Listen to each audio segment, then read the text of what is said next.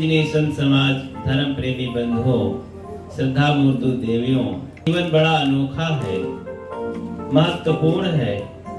इसे हम जीवन के सुधार में लगाएं, फिर पता नहीं जिंदगी कब समाप्त हो जाए। ये जीवन जैसे नदी के किनारे का वृक्ष है, अब गिरा अब गिरा, अथवा हवा में रखा हुआ कोई दीपक हो, अब बुझा लगा रहता है। ऐसे जिंदगी के खतरे हर समय बने रहते हैं। आदमी कब कहाँ मौत का डंडा लगे और समाप्त हो जाए।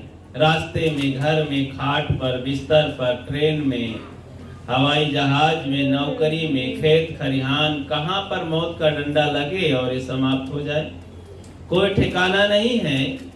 सब समय मौत पीछे लगी हुई है। सतगुरु कबीर कहते हैं कि ये मौत किसी को मुख में डाल के चबा रही है, किसी को हाथ में पकड़े हुए है, किसी को गोद में लिए हुए है और किसी तरफ लपक रही है हाथ बढ़ा के। सब मौत के चपेट में है सारे प्राणी, लेकिन इसका ख्याल न करके सब समय आदमी अपने स्कीम बनाने में लगा रहता है, इच्छाओं के पीछे भागता रहता है, जीवन गुजर को सोचता है, जीवन सुधार को सोचता ही नहीं। प्रिय बंधुओं, एक तरफा काम नहीं बनता है, दोनों का बैलेंस ही भजन है, भक्ति है। भोजन और भजन, आत्मा और शरीर, शरीर और केवल शरीर होता, इसमें जान वान न होती तो कोई बात नहीं, कर लेते इसकी व्यवस्था।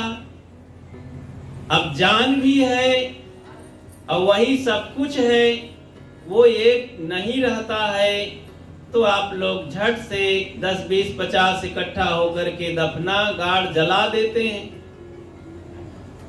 और वही एक शक्ति रहती है जिसे आत्मा कहते हैं, जीव कहते हैं, और उसी की रहने से सब नर नारी, बूढ़े जवान, सभी प्राणियों का शरीर हरा भरा रहता है और सब यहाँ काम करते हैं, भजन भक्ति करते हैं।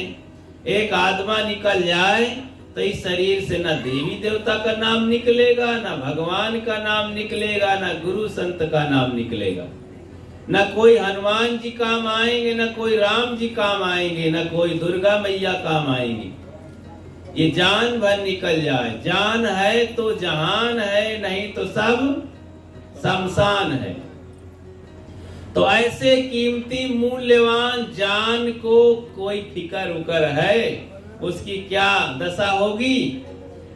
विचार पूर्वक, विवेक पूर्वक संतों के सत्संग में जा करके ज्ञान निर्णय न होने से ये सब मनुष्य भटकते हैं। यहाँ जो निश्चित महत्वपूर्ण कार्य उसी को सब पीछे किए रहते, धकेलते रहते। जैसे एक घर में आग लग गई, अकेले बहू थी और एक ही बच्चा पैदा हुआ था, वो भी बच्चा 15-20 साल में पैदा हुआ था। तो जानते हो 1, 2, 3 साल देर लग जाती। जब बहुओं के बच्चे नहीं होते हैं तो कितना खलबली मच जाती है घर परिवार में। सासू माँ को तो पहले चिंता होती है कि मेरे बहू को बच्चा नहीं हुआ, मेरा वंश कैसे चलेगा। फिर वो बहू को टार्चर करती है, अरे कहाँ से भागन आ गई, लगता है इसके बच्चे नहीं होंगे। ये समाज बड़ा विचित्र है, जीने नहीं देता है। और जैसे 10-20 साल हो गए तब तो फिर मार के भगा देना चाहते हैं, आग में जला देना चाहते हैं। ऐसे बहुओं को बंध्या कहा करके या भागन कहा करके ये माताएं बहनें ही जीना हराम कर देती। तो बेचारी 10-20 साल के बाद एक बच्चा पैदा हुआ तो जानते ढेर खुशियां, बहुत सारी खुशियों में जी रही थी। अभी बच्चा 3 महीने का हुआ था, बूढ़ी बूढ़ा चले गए खेत खलिहान और उनके पति देवता तो कहीं नौकरी करने चले गए। घर में अकेली बहू और बच्चा था। बहू घर का काम निपटाती, कुएं में पानी भरने के लिए चली गई, अन्य थोड़ा बगल के मोहल्ले में। बच्चे को आंगन में मालिश करके तेल उपटन करके सुला दिया। सोचा कि बच्चा सो रहा है, मैं चली जाऊं पानी भरने। इतने में घर में आग लग गई। अब वो तो पानी भरने चली गई थी, घर में आग लगने से बहुत तेजी से घर जलने लगा।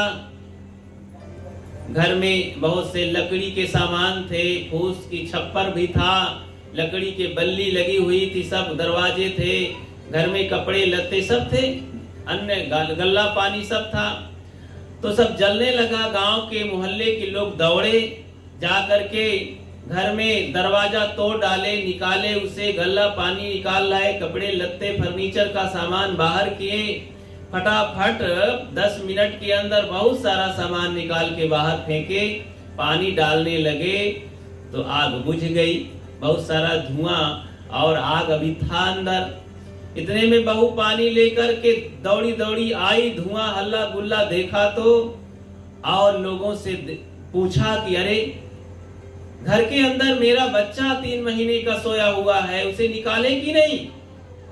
लोगों के कान खड़े हो गए। कुछ हमदर्द लोगों ने कहा अरे जल्दी देखो भाई। कुछ नौजवान हिम्मत करके, किसी की तो वैसे हिम्मत पड़ी न, आग में कौन कूदे, लेकिन हमदर्द आदमी बच्चों के मोह में कुछ 1-2 लोग थे परिवार के, जल्दी से छलांग लगाए दीवार का और अंदर गए। देखे तो वहां आग अभी बहुत धधक रही थी। बच्चे को देखे कि आग में ऐंठ करके गर्मी से मर चुका था।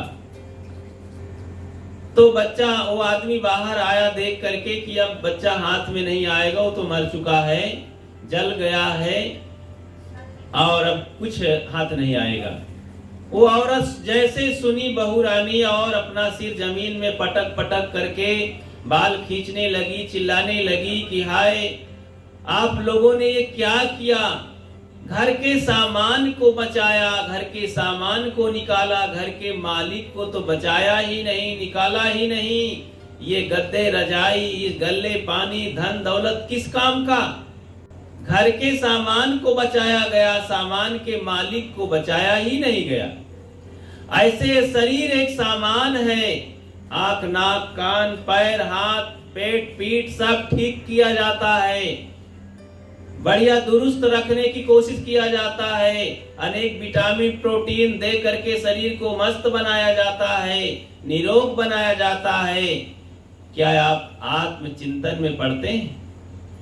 जिसके बदौलत ये शरीर और सामान है शरीर का, जिसके बदौलत किडनी चल रही, जिसके बदौलत फेफड़ा काम कर रहा है, जिसके बदौलत ये मस्तिष्क काम कर रहा है, जिसके बदौलत ये हाथ पैर सब शरीर में काम कर रहे हैं, जिसके बदौलत भगवान ईश्वर परमात्मा का भजन हो रहा है, वो कौन सी सत्ता है? वो है आत्मा, वो है जीव। उसे कहते हैं जीव बिना नहीं आत्मा, जीव बिना नहीं ब्रह्म, जीव बिना सियो नहीं, जीव बिना सब ब्रह्म। तो ऐसे महत्वपूर्ण शक्तिशाली फुल पावर जो शक्ति है, आत्मा है, भगवान है सभी भगवानों का, उस भगवान को फिक्र करते हैं। करहु विचार तो सब दुख जाई, झूठा परिहर केर सगाई। विचार करो तो सब दुख चला जाता है, कोई समस्या नहीं रहती। बंधुओं, विचार करोगे तो बीड़ी नहीं पियोगे, विचार करोगे तो तंबाकू खैनी शराब अंडा मांस मछली नहीं छुएंगे, हाथ से देखेंगे नहीं, आंख से छुएंगे नहीं, हाथ से। विचार नहीं करते हैं, जीवन की कीमत नहीं समझते हैं। ये जीवन को कूड़ादान समझ लिए, भरभूंज का भाड़ समझ लिए हैं। इसी में लकड़ी कंडा पैरा घास फूस खरपतवार फेंकते रहो, काला नीला पीला धब्बा बनाते रहो। अरे मानव की जिंदगी मिली है, इससे बढ़कर के इस धरती तल पर और कुछ है भी नहीं। आप लोग जैसे देवी देवता कहाँ मिलेंगे? पत्थर की कितनी भी सुंदर मूर्ति राजस्थान में बन जाए, एक से कीमती पत्थर हैं, क्या मनुष्य की तुलना में हो सकते हैं? क्या मनुष्य की कीमत का कोई भी मूर्ति हो जाएंगे? अरे पत्थर को छोड़ो, आप सोने की हीरे की अनेक रत्नों की मूर्ति बनवा लीजिए, उसका भगवान नाम रख दीजिए। क्या ये आपके बच्चे की बराबरी कर सकता है? इन बेटी बहुओं के बराबरी में वो हीरे सोने चांदी की मूर्ति कर सकती है? नहीं। तो कोई भी धातु की बनी मूर्ति हो, लेकिन इस हाड़ चाम के मूर्ति में जो आत्मा बैठा है बहुत कीमती, अनमोल है, उसको कोई मोल नहीं होता है। और इसी मूर्ति में आकर के जो भगवान भवानी देवी देवता का नाम लेते हो, माना कि राम एक भगवान रहे तो वो मनुष्य के शरीर में रहे ना, अब कृष्ण रहे भगवान तो कृष्ण मनुष्य के शरीर में रहे, दुर्गा काली भैरव हनुमान ये सब मनुष्य के शरीर में रहे। आज ऐसे ही इन्हीं मनुष्य के शरीर में अनेक भगवान भवानी हैं। इन भगवान भवानियों को जानने की जरूरत है, उसको उद्घाटन करने की जरूरत है। जैसे ही पर्दा हट जाता है तैसे ही पता चलता है कि अब वो भगवान हो गए, देवता हो गए। गीता में दैवी संपदा के लक्षण बताए गए हैं। दैवी संपदा के 26 लक्षण बताए गए हैं। दैवी संपदा के लक्षण होते हैं सद्गुण सदाचार, ये गुण ही दैवी शक्ति है और भगवत शक्ति है। उसी को सद्गुरु कबीर और उनके अनुयायी संत महापुरुषों ने और थोड़ा संक्षिप्त करके 8 महासद्गुण बता दिए हैं और 10 दोष निकाल डालो जो आसुरी संपदा के लक्षण हैं और दैवी संपदा के भगवत शक्ति है जो 8 महासद्गुण है। दया क्षमा शील संतोष धीर विचार विवेक भक्ति जिस मनुष्य में जिन माताओं बहनों में आ जाते हैं वो देवी देवता हो जाते हैं। और ये सद्गुण जिसमें नहीं है वे आसुरी राक्षस प्रवृत्ति के लोग होते हैं। इन्हीं में भगवान है, इसी में शैतान है। पशु पक्षी में भगवान शैतान नहीं होते हैं। कुत्ता बिल्ली गधा जानवर इनमें कोई इंसानियत नहीं आ सकती है। इनमें पाप पुण्य का कोई निर्धारण नहीं हो सकता है। उसमें धर्म कर्म की कोई बात नहीं है। उसमें न्याय अन्याय की कोई बात नहीं है। प्रकृति में जीते हैं। मनुष्य के अलावा सारे 3 खानी के जो पशु पक्षी हैं कृमकीटाद, उनके लिए कोई आपको जरूरत नहीं, वो प्रकृति उनको सब व्यवस्था कर दी है। मनुष्यों के लिए छूट, क्योंकि जब फुल पावर होता है, जैसे देखो यहाँ पर कोई आएंगे तो आपको बता दिया जाए कि भाई 2 मिनट बोलो, ज्यादा समय नहीं है। अब हमारे लिए कोनो नियम नहीं बताए हैं कितना बोलना है, तो अपने मन से हम थोड़ा 10-15 मिनट बोल देंगे। तो ऐसे ही जो बड़े होते हैं उसके लिए कोई सीमा रेखा नहीं बनाई जाती, उनके ऊपर छोड़ दिया जाता है कि तुम जितना समझो उतना करो। ऐसे ही मानव इस जगत में महान प्राणी है, तो प्रकृति ने कहो विधाता ने उसको फुल छोड़ दिया है कि तुम्हारा जो मन हो सो करो, लेकिन जो करोगे वही भोगोगे। हाँ, कर्म प्रधान विश्व रच राखा, जो जस करे सो तस फल। तो भाई यही काम किया जाए। रामायण के इस चौपाई के इस संपुट को क्यों नहीं हृदय में धारण किया जाता? यही जान है और सब शमशान है। तो जान होती हर चीज में, जान निकाल लिया जाए तो क्या बचता है? कर्म प्रधान विश्व रच राखा, जो जस करई सो तस फल चाखा, ना काहू कोई सुख दुख दाता, निज कृत कर्म भोग सुन भ्राता। ये कितना परम न्याय है, साफ है। इस बात को जीवन में धारण कर लेने से सब झंझटें मिट जाती हैं? और कुछ रहता है क्या? सब न्याय साफ हो जाता है। लेकिन इस बात को नहीं, सब सस्ता नुस्खा चाहते हैं, फ्री मिल जाए, कल्याण हो जाए, मुक्ति गति हो जाए। बड़ी तेजी से सब भग रहे हैं, खाने पीने की फुर्सत नहीं है, रोजी रोटी के चक्कर में सारे सर उठाने की फुर्सत नहीं। तो किसी को फुर्सत नहीं है। एक मैडम जी बच्चों नौकर से बोली, लाके पप्पू को दूध पिलाना, हमें जाना है ऑफिस में, जल्दी दूध पिलाने की फुर्सत नहीं है। चाय वालों का नाटक भी देखो, सुबह होते ही भट्टी चलावें, भीड़ इतनी जमा हो गई है, टट्टी जाने की फुर्सत नहीं है। बड़ी तेजी से सब भग रहे हैं, खाने पीने की फुर्सत नहीं है। इन किसानों की हालत भी देखो, मैला कुर्ता और दाढ़ी बढ़ी है, काम दिन रात पानी में करते, पानी में ही दिन रात काम करते हैं, पर नहाने की फुर्सत नहीं है। बड़ी तेजी से सब भग रहे हैं, खाने पीने की फुर्सत नहीं है। रोजी रोटी के चक्कर में सारे सर उठाने की फुर्सत नहीं, बात सुनने की फुर्सत नहीं है और सुनाने की फुर्सत नहीं है। बड़ी तेजी से सब भग रहे हैं। अब और आगे की बात जो मैं कहना चाहता हूं, बोले ईश्वर का दर्शन करा दो, सीधे मुक्ति का मार्ग दिखा दो। कहते हो महाराज जी ईश्वर का दर्शन आप कराएंगे? कहते हैं बच्चा ईश्वर का दर्शन तो हो ही जाए पर बीड़ी पान। अरे कहा ये सब बात बेकार की ना किया करो, सीधे अगर तुम्हारे में शक्ति हो तो हमको भगवान का दर्शन कराओ। ये सब बीड़ी पान छोड़ो, अंडा मांस मछली छोड़ो, दुर्गुण दुर्व्यसन छोड़ो, काम क्रोध लोभ मोह छोड़ो, प्रेम से रहो। ये सब बात तो सब लोग करते हैं। अगर आप में महात्मापन हो, साधु हो, ज्ञानी हो तो सीधे हमका वैकुंठ ले चलो। तो बोले ईश्वर का दर्शन करा दो, सीधे मुक्ति का मार्ग दिखा दो। योग जब तब समाधि और संयम अब लगाने की फुर्सत नहीं। अब हमको फुर्सती कहाँ है महाराज? नौकरी करते हैं, 2-4 बच्चे हैं, इनकी सेवा करी, इनका पढ़ाई की चली, तुम्हारे जैसे हम बैठ के ध्यान साधना करी। ये सब हमारे पास फुर्सती नहीं है। तो आप ऐसा कोनो उपदेश दो, आशीर्वाद दो तो फिर हम सत्संग में आई। तो ऐसे लोग हट से सब फ्री चाहते हैं। अच्छा फ्री वाले जानते हो कौन दशा को प्राप्त होते हैं? फ्री वालों को क्या मिलता है? एक उदाहरण से माध्यम समझा दूं।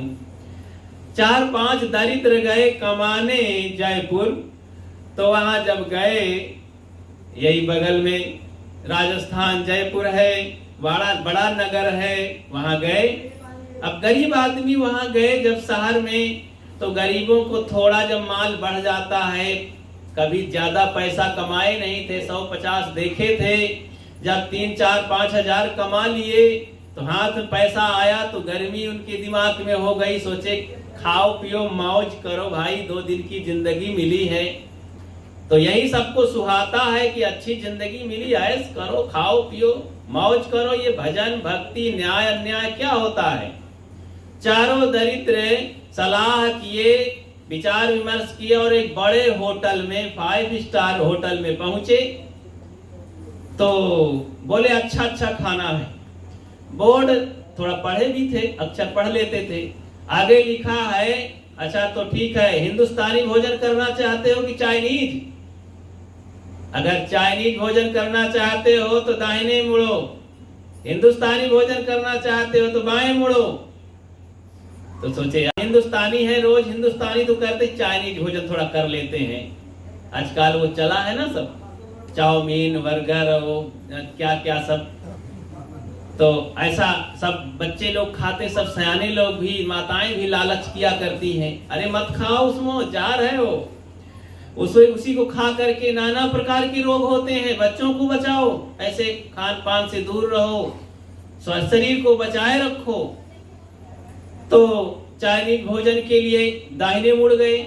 आगे गए तो बोर्ड लिखा था कि आप शाकाहारी खाना चाहते, मांसाहारी? अरे ना मांसाहारी नहीं, शाकाहारी खाएंगे।